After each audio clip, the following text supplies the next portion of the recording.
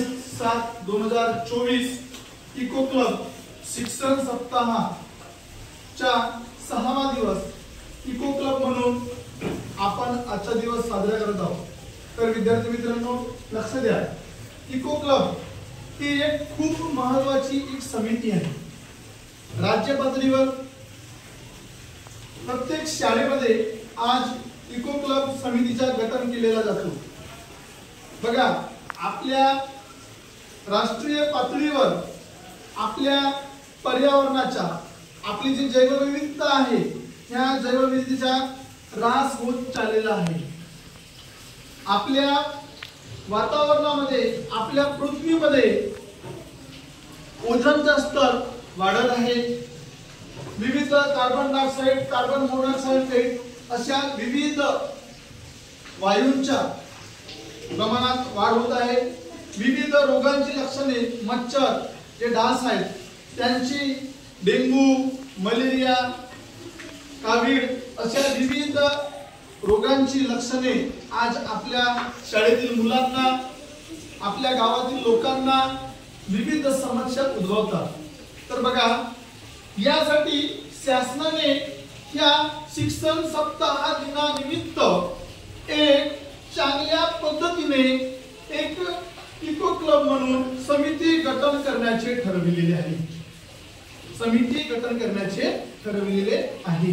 यामध्ये आपण पर्यावरणाची काळजी कशी घ्यावी, वृक्षारोपण कसं करावं, जैवविविधतेचं आपल्याला संगोपन कसं करायला पाहिजे, जलवायूचे संगोपन कसं करायला पाहिजे, स्थानिक परिस्थिती आहे ज्या ठिकाणी आपण मानव लोक वास्तव करतो, ती आपली स्थानिक परिस्थिती कोणत्या पद्धतीची आहे, आणि पोषण आपण घरी अथवा शाळेमध्ये कशा रीतीने जेवण करतो, कोणत्या पोषण तत्वाचं जेवण करतो, जेवणामधून आपल्याला काय काय मिळालं पाहिजे, अशा विविध समस्या उद्भवायला न पाहिजे म्हणून शासनाने काय केलं की इको क्लब स्थापन केलं। त्यानंतर स्वस्थ माणसाच्या विविध प्रकारचे रोग होतात। माणसाच्या शरीरामध्ये विविध प्रकारचे रोग होतात। ही रोगांपासून मुक्तता व्हावी यासाठी इको क्लबाची स्थापना करण्यात आली।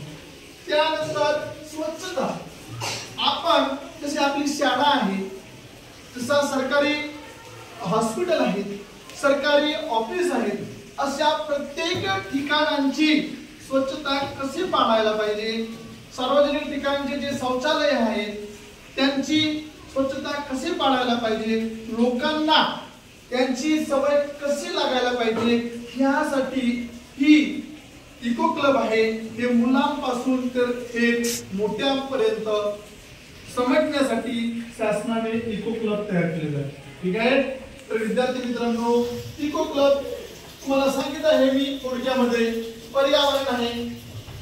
पर्यावरणामध्ये जे काही घटक येतात, सजीव निर्जीव, त्यांची आपण कशा रीतीने काळजी घ्यावी यांची जागरूकता होण्यासाठी इको क्लब स्थापन केले आहे।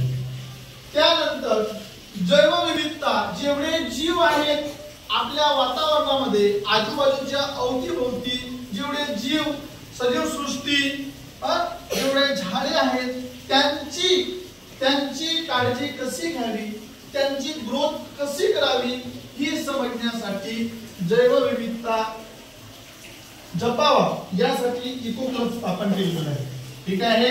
त्यानंतर जलवायू, आपण जो पाणी पितो तो पाणी आपल्या पोटामध्ये जातो, तो पोटामध्ये जाणारा पाणी तो निर्जंतुक आहे, ती काही दूषित तर नाही आहे, याची जाणीव करण्यासाठी इको क्लबची स्थापना करण्यात आली।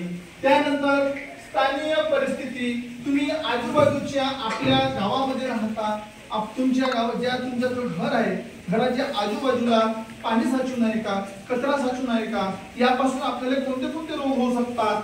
आपल्या शाळेमध्ये घाण तर नाही आहे, आजूबाजूला आपल्या पाणी साचलेलं नाही आहे, कारण साचलेल्या पाण्यामध्ये मच्छर तयार होतात, डास तयार होतात आणि या डासापासून आपल्याला डेंग्यू, मलेरिया सारखे विविध रोग होऊ शकतात, विविध आजार होऊ शकतात। याच्यासाठी आपल्याला इको क्लब स्थापन केलेला आहे, जेणेकरून विद्यार्थ्यांना याची जाणीव होईल। समजलं?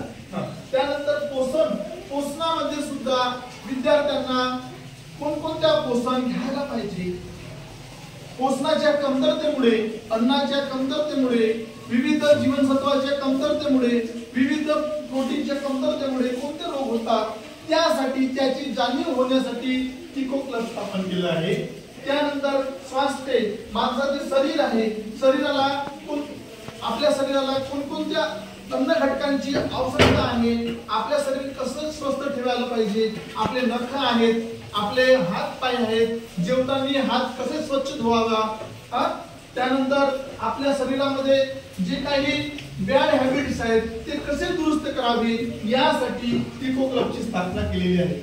त्यानंतर स्वच्छता, आपण ज्या ठिकाणी राहतो, शाळेमध्ये असो, घरी असो किंवा समाजामध्ये कुठे पण असो, आजूबाजूची जी आपलं जो पर्यावरण आहे, आपल्या घरची जागा आहे, आपल्या घरच्या आजूबाजूची जे काही जागा आहे ती कशा पद्धतीने स्वच्छ ठेवावा, यासाठी इको क्लबची स्थापना केलेली आहे। त्यानंतर वृक्षारोपण, विद्यार्थी मित्रांनो, वृक्षारोपण ही खूप मोठी समस्या आहे। आज आपल्या पृथ्वी तलावर खूप प्रमाणात वृक्षतोड होत आहे। वृक्षतोडमुळे आज आपल्या सृष्टीवर खूप कमी प्रमाणात पाऊस पडत आहे। त्यानंतर आपल्याला ऑक्सिजनचं प्रमाण कमी होत आहे आणि उन्हाचा तडाखा वाढत आहे। जर अशी परिस्थिती असली तर हळूहळू आज 50 डिग्री सेल्सिअस तापमान आहे, त्या 50चा 100 होण्यासाठी वेळ लागणार नाही आणि लोक जळून खाक होतील।